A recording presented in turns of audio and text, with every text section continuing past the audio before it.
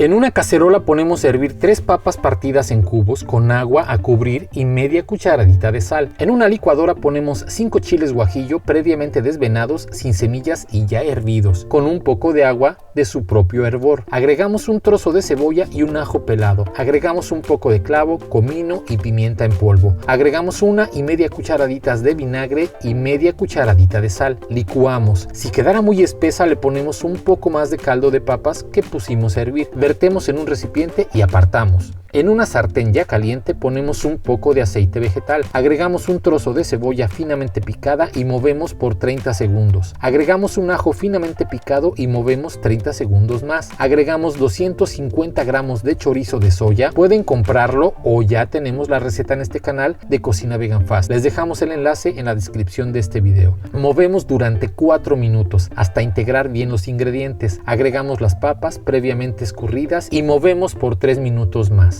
Machacamos un poco para integrar mejor los ingredientes. Probamos de sal y agregamos al gusto. Partimos a la mitad pan para pan vaso. Si no tenemos, podría ser bolillo o telera. Retiramos un poco de migajón. En una sartén ya caliente esparcimos un poco de aceite y ponemos las mitades del pan del lado de la miga hacia abajo durante 2 minutos aproximadamente. Y mientras con una brocha de cocina barnizamos con la salsa el lado de arriba. Volteamos el pan y dejamos dorar 2 minutos más. Pasamos las 2 mitades del pan a un plato. Ponemos generosamente en una de las mitades del pan el guiso de chorizo con papas, agregamos lechuga finamente picada y previamente desinfectada, crema vegana, queso vegano. Estas recetas de crema y queso las tenemos en el canal, o podrían ser el queso y la crema veganas que ustedes quieran. Pueden poner la salsa de su preferencia también. Tapamos con la otra mitad del pan y así es como elaboramos estos exquisitos y tradicionales pambazos.